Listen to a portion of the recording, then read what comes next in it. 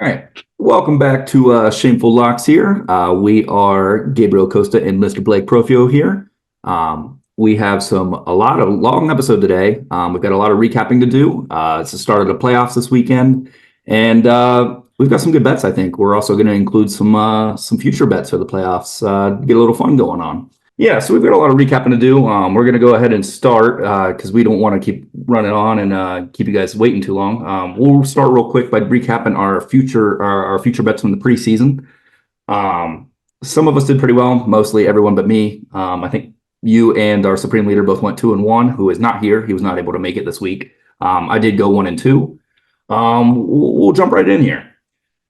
Your first pick for the preseason future was Steelers over 8.5 wins. Easy cash. Actually, it wasn't easy. I think they were at 8 for a while and then lost like 3 straight. Yeah. But cash is cash. Cash is cash, man. They went over. Yeah. And then your second preseason future bet was Cooper Kupp over 1,225.5 receiving yards. That was just an unlucky break. I remember we recorded and made that episode before the season, and then like a week later, it was announced that he was going to miss like 4 or 5 weeks. Yeah, it was unfortunate. He got an injury. I think if he played every game, I think he would have gotten it, given that Stafford had a pretty good year. So just unfortunate. Yeah, and again, with the emergence of Puka too, I mean, that even makes it harder. But that's tough. That's just an unlucky break, in my opinion. But we do, you know what you made up for it with? A monster nuke play. Blake cashed a huge play here at plus 850. He got TJ Watt, most regular season sacks in the NFL in the regular season. That's a nuke, buddy. That felt good, I bet. I mean, he's the greatest defensive player in the league. He should be the defensive player of the year. I don't care who you like or who you're rooting for. He's the defensive player of the year. It's not Myles Garrett. Don't get it twisted. I don't give a shit what he's done. TJ is the defensive player of the year, and I will stand on that for the rest of the month. I feel like you got some good karma when it comes to defending him there. Yeah, I got a TJ Watt autographed helmet today. I got lucky. The Steelers did some type of giveaway, and it was right place, right time. So lucky to be you. I think that's pretty badass. That's really cool, man. So I'm happy you were able to get that and support your guy there. All right, so if you tailed all of Blake's picks, you won 8.16 units, which is insane. That's a lot of units compared to what we do. We only do 3 picks a week, so to be able to get 8 units on hand based off one play, that's nuts for us. I'll go over our totals at the end when we recap last week's picks, but just know that you're very well off. I'll go over to my picks now. I had Jags over 10 wins. This went down to the wire last week. It was impossible for me to win going into last week because I had it at 10 flat. So they were at 9. Best case scenario, I would have had a push if they won last week. They didn't. They absolutely had the biggest meltdown of the season, I would argue. They were at 8-3 and then went down the season, I think 1-5, 1-6, something like that, towards the stretch. Fuck you, Jags. You really screwed me, man. But Blake, you were able to capitalize on that. I know you took a pick. I think it was Titans money line last week. So at least one of us was able to capitalize there. It's all about the terrible towel curse, man. I told you guys it's a real thing, and you got to see it firsthand. So that was awesome. It's not wrong. I apologize. No, I know. Advanced. I apologized. You did, and like I mentioned last episode, I think you were on the right side of history because I can't catch anything. I couldn't even catch a cold right now, man. It's wild out here. My next pick was a miss that died like 2 or 3 weeks ago. It was Bears to make the playoffs. I thought it'd be better. Bears started out really crappy at the beginning of the season, finished the season pretty strong, going like 5-2 down the stretch, I think. They made it interesting at the end, but they started like 1-6. They had no chance. That's really unfortunate for Gabe. And then I did hit one of my bets, I guess, for my preseason future, which is this one. I kind of thought the Jags one would hit, and this one wasn't going to hit. This one looked terrible throughout the year, and it barely cashed. It was Mr. Calvin Ridley over 1,000 receiving yards on the season. I think he had like 1,010. I got really lucky that I think I needed 90 yards going in the last week, and he had like 110 or something like that. So Shout out Calvin Ridley. That was a plus 155 winner for me, so that felt pretty good. My preseason plays, I lost 0.45 units, which I guess considering how much I've been losing, I guess that's pretty good. That's not too much bleeding there for me. But you take what you can get, I guess. We'll go over some pre-bleeders, even though he's not here. He had Broncos under 8.5 wins. Real sweaty, looked real good early. I think they also started like 1-6. Yeah. And then they went on a huge winning streak to end the year. But then as soon as they announced that they were benching Russell Wilson, no chance. They sucked as soon as they did that. Broncos are kind of dickheads for all that stuff they made Russell Wilson go through at the end of the season. I guess they're just being kind of cheap bastards. I know Russ didn't suck, but I don't know. Rest of the conversation for another day. Put that cash for Tim. This is a funny one that Tim had. Aaron Rodgers over 3,800.5 passing yards. That died on opening night. Sorry, Tim. That sucked. He said earlier in the season, FanDuel took his money, didn't even give him a refund. Said kick rocks, buddy. That did not cash, and he had Browns to make the playoffs, which at the beginning of the season I thought was stupid. But like I said, I'm on the wrong side of history when it comes to making picks right now. I'm cold as it can be. Good pick for Tim. Oh yeah. Tim went 2-1 on his picks. He went ahead and got a positive 1.02 units for the preseason picks. So pretty good for both of you guys. I'm happy that I didn't go 0-3. So that's all I can say. Oh yeah. That's enough recapping of the past for that long ago. We've got more recapping to do for last week real quick. I'll try to speed through here again. So week 18, regular season finale week. We'll go ahead and recap that now. Blake, your first pick was hold on here. Somebody had a sweep last week. I forgot to say. Don't know who that was, but I think it was that guy or that guy. Whatever the hell you are. You're somewhere around here. It wasn't me. I can tell you that. Don't worry, I'm right here. It wasn't me. I can tell you that. But Blake went 3-0 last week. He had a monster week again.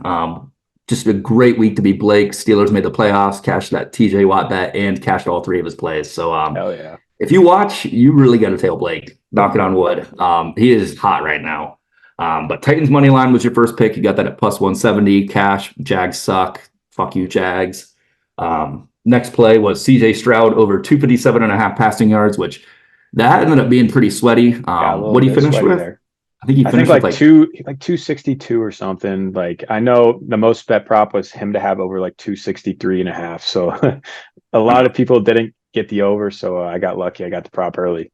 Yeah. So hopefully you watch the videos as soon as they come out. Lines tend to move and it happens all the time. So try to grab them earlier rather than later. That's a prime example. And then your lock of the week was Kenneth Walker over 56.5 rushing yards. That was an easy cash. I think that was a first half hit for you. He killed it. Nice. So like I said, you went 3-0, had the sweep. You went up positive 3.47 units last week, which is damn, I envy you. Blake, you are now sitting at a positive 16.03 units this year. That's insane. Feels great, man. I mean, a lot of it's just luck. I'll be honest. Like sometimes they hit, sometimes they don't. But yeah, it's been a good year so far, and hopefully the playoffs treat me well. Yeah, the season's not over. Job's not finished, as they say. You are sitting at 34-23, so you're only above 500 by 11 games, but the wins you've been hitting are all plus 100 at least. So yeah, huge. Plus that TJ nuke, so feels good. You're also sitting at 9-5 on your Shameful Locks of the year. So that feels pretty good to be you. My picks last week, I had a pretty good week too. For Gabe standards, I went 2-1. My first pick for my game pick was Texas minus 2.5. I was a plus money play because I think the original line was minus 1.5. Mm-hmm. Texans won that game against the Colts by 4. It got pretty sweaty towards the end. Yeah. Really happy that Goodson guy couldn't catch the ball on 4th and 1 and the Colts lost. So that was a winner for me. And then my player prop of the week was James Conner over 71.5 rushing yards. I think that was another easy cash. I think he went at like 120 plus or something like that. So felt good as well. And then unfortunately, my best bet of the week, my shameful lock, was Baker Mayfield 2 touchdown passes. And the game ended up being 9-0. He had 0 touchdown passes. So great game fuck. there. Great game. Fuck. No, it's fine. Like I said, I can't be too mad about a 2-1 week. I went up exactly 1 unit, which is fine with me. I'm not too upset about that. I am now sitting at 25, 31, and 1, having 1 push on the year, at minus 6.11 units. Again, my goal is to just get as close as I can towards being positive. Need to finish the year strong. I am now 6 and 8 on my Shame-Ful Locks. Again, still pushing for at least 500 on those. But good note here before we're done with the long recapping we got here. We did go ahead and cash our joint TD parlay, which we don't really count towards our regular season units or anything like that. But I did go ahead and total it up, and I'll give you that here in a second. But we cashed Joe Mixon anytime touchdown and Tyler Lockett anytime touchdown at plus 413 on FanDuel last week. Felt pretty good. We are now 5 and 7 on our joint TD parlays. And if you put $10 on every single one of those, you'd be up $201.20. I know, which I didn't really expect that. But we've cashed some big ones. We've cashed a plus 800, a plus 700. I mean, that's $10 in the $80, $70 every time. We're still below 700, but I mean, definitely keep trying to tail these just a little amount and see how it goes. Because being positive $200, that's a good amount, man. Yep. Yeah, it's been good. Let's keep it going, you know. Yeah, and sorry for the very long-winded recap, but like I said, we've got a lot to get through this week. We're going to go ahead and do our 3 normal picks and then our TD parlay. And then at the very end, we'll go ahead and do we're giving 1 future play for the playoffs. We all went ahead and picked 1. Supreme Leader did pick 1 as well, but he is not able to make the show, unfortunately. So I'll go ahead and give you guys that one at the end as well. Blake found his pen. That's pretty good. I got my pen. Try not making it awkward, but all good. You came back. I just talked a lot, Blake, so I'm going to let you go first here on this week. All right. Let's start with our game picks. Just, mix it up. I took Steelers plus 10 at minus 130 on DraftKings. So as you know, the Steelers are traveling to Buffalo, and the Bills are this big powerhouse team. They're on a roll. They're super hot, which it's all true. But one thing people don't realize is the Steelers are also playing their best ball of the season on the offensive side. What I think one of the determining factors of this game is really going to be the weather. The weather is going to have a huge outcome on the game. It's going to be windy. It's going to be snowy. It's going to affect a lot of things. It's going to affect passing, punting, and I think it's really going to help the Steelers out in the long run, just because I think the Steelers can run the ball better than the Bills. And to be honest, that plus 10, that I know the Steelers aren't, some powerhouse right now, but it's pretty disrespectful for a playoff game. And I think I just think it's a lot of points. So I'm taking the Steelers plus 10, and I kind of wanted to take money line, but I didn't want to be that risky. So plus 10, keep it at that. Yeah, and you've got the units to play with right now. I'll tell you that. But the weather's supposed to be super snowy, super cold in Buffalo, like normally is. Definitely playoff football weather. I think the uglier the weather is, the more favorable it is for our Steelers.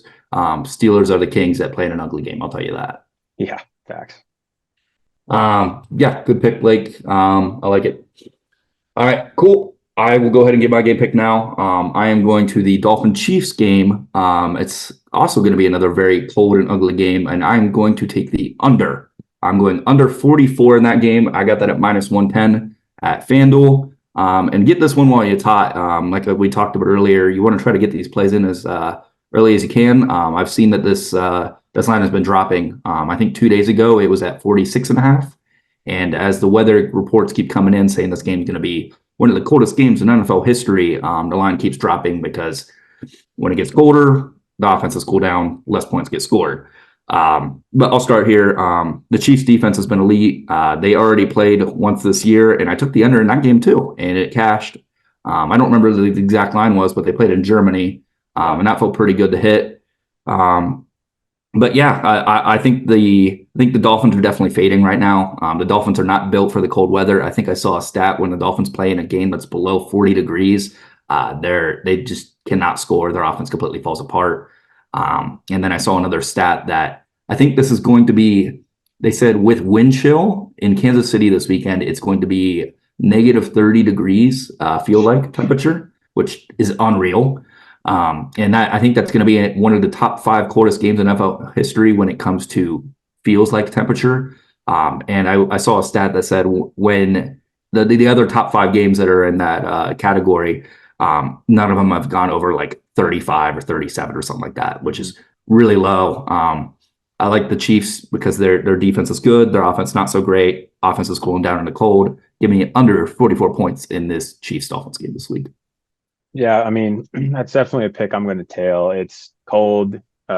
Miami's offense kind of sucks right now. The Chiefs aren't offenses in a powerhouse like it used to be. So yeah, I like to pick a lot. Thank you. All right, let's move on to player props. For this one, this is probably a pretty popular play, but I'm taking Joe Flacco over 269.5 passing yards, and I got that at -115 on DraftKings. So every single game except the first game he played for the Browns, Joe Flacco has gone over this mark. And the Texans have a bottom half of the league pass defense. They're not great, but they do make some plays sometimes. In the first matchup they played, Joe Flacco, he had like 350 pass yards on these guys. So obviously he's had success on them again. And I anticipate that the Browns are going to want to pass the ball because that's how their offense has been buzzing in recent weeks.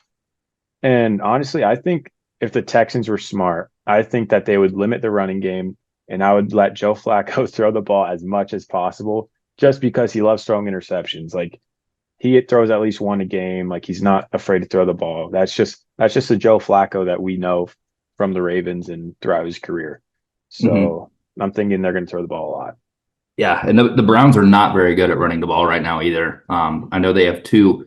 I wouldn't say below average running backs, but they're just they're serviceable guys for sure, Ford and Hunt. But they just have not had success at running the ball. And if you take out last week, I know the Texans are pretty good at stopping the ball. I know Jonathan Taylor ran all over them, but the Browns have just not shown me anything that they can run the ball consistently. So I think they're going to continue to rely on Flacco there. I like that pick. I'll probably parlay that with some other things I like in that game. All right, cool. I will go ahead and get my player prop now. I am going to Amon-Ra St. Brown, Sun God, going to over 87.5 receiving yards this week. I got that at -114 on FanDuel. I've seen this line kind of going all over the place in some other books. I think I've seen it high as 91.5. I've seen about 88.5. I think is about the average line right now. I've been burned by trying to be greedy and take the better odds for a higher line, so I'm just going to go ahead and take the lowest yardage requirement for the fine odds. -114 is nothing to scoff at. But yeah, Amon-Ra, he plays for the Lions. They're playing the Rams at home this week. I think it's the first ever playoff game at Ford Field, which is kind of nuts. Restore the roar, baby. Lions are back. Lions are looking good right now in the playoffs. Or looking good going into the playoffs, I guess. Amon-Ra has cleared this line in his last 4 games.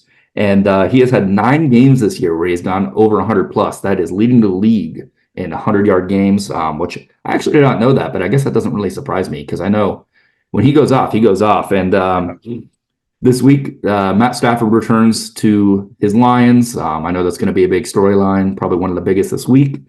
But a lot of the books have this at this over-under of the game at 51.5, which is the highest of the week. So they're really expecting a lot of points in this game. Usually if there's a lot of points in this game, that means a lot of superstars are going to go off and have a good day. I'm going to ride the hot hand of Amon-Ra, who's cleared this line in the last 4 games, like I already said. Looking for the hot hand here. Go Amon-Ra. Sun God. Let's go Lions. Yeah, I mean, I love it. They're at home. They're on turf. They got the crowd behind them. Jared Goff plays better at home and on turf. So definitely. I think that game could be a shootout, honestly. Stafford and Goff going at it. So yeah, I'm looking forward to that one. It should be a fun game. Yeah. All right. So moving on to our shameful lock of the week. So this one I took a little bit of a different approach. It kind of relates to my game pick. So I went with Josh Allen over 0.5 interceptions, and I got this at -110 on DraftKings. So we all know Josh Allen gunslinger. He's going to throw the ball, and if he thinks he can make the play, he's going to, throw the ball. So this year he has 18 interceptions, which is averaging about one a game. So that was the stat that really made me intrigued. And then what I was also looking at last year, they had 2 postseason games, and he threw 3 interceptions. So I mean, that's just who he is. He's going to throw the ball. He's not scared to throw it. Yeah, the weather conditions, they're going to be a huge factor in this game. And I think it might be a crazy pick. It might be like bouncing off people or the wind takes it, but he's going to throw an interception. It's just going to happen. So. Yeah, I know. I think I've read that, or I guess heard that in this game there could be wind gusts up to 65 miles an hour, which is absolutely insane. Yeah. I don't know if my first thought when I heard that was, I don't remember if you remember that Monday Night Football game. I think it was 2 or 3 years ago, the Bills versus the Patriots. I think it might have been in New England or it was in Buffalo, but either way, I think Josh Allen had like 2 or 3 picks, and that final score ended up being like 12-9 or something like that. And brutal. Supposedly it's going to be really crazy weather. Wind's going to be nuts. The wind's going crazy. There's going to be a lot of errant passes. And like I said, Josh Allen is not scared to throw a pass that might be a little questionable. Yeah. And I like it. We like to attack some new markets. And I think that's one of our first ones going in after an interception market. So good odds on that too. Yes, sir. All right, I am going to go to my Shameful Lock of the week, and I need this win. I think I have lost my last 4 Shameful Locks, which is bad. And like I said, my goal is to try to get to at least 500 on these. These are supposed to be my favorite plays of the week, which just have not been cashing recently. So I'm going back to another two-legger here, parlay. Both pretty juiced on the odds, so when you combine them, they are a little better. I am going to Chiefs money line parlayed with Buccaneers plus 7.5. I'll start with the Chiefs. Like I already mentioned, I expect this game to be pretty low scoring, cold weather. I think the Chiefs are built for that cold weather a lot more than the Dolphins. And like I said, I think the Dolphins are definitely fading right now. I just don't think that they've got what it takes. And I think the Chiefs defense is going to end up carrying them to a victory and a cold game this week. Second leg of that is Bucks plus 7.5. I actually think the Bucks are probably going to end up winning this game, but I went plus 7.5 to be a little safer.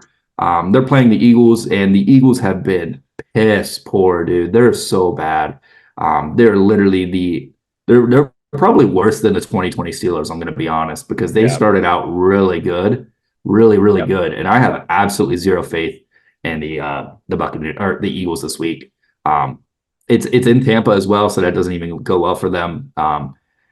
AJ Brown is questionable to play. He didn't even practice today. I know he was hurt, but still, didn't even show up. The deleted all his Eagles post. Team seems to be falling apart inside the locker room and outside the field. Jalen Hurts destroyed his finger in the regular season finale. And I think I read a report as of yesterday. He still has not thrown a football since. Probably not gonna perform too well when you don't practice all week because your hand hurts. So we'll see how that goes. I just have no trust in the Eagles right now.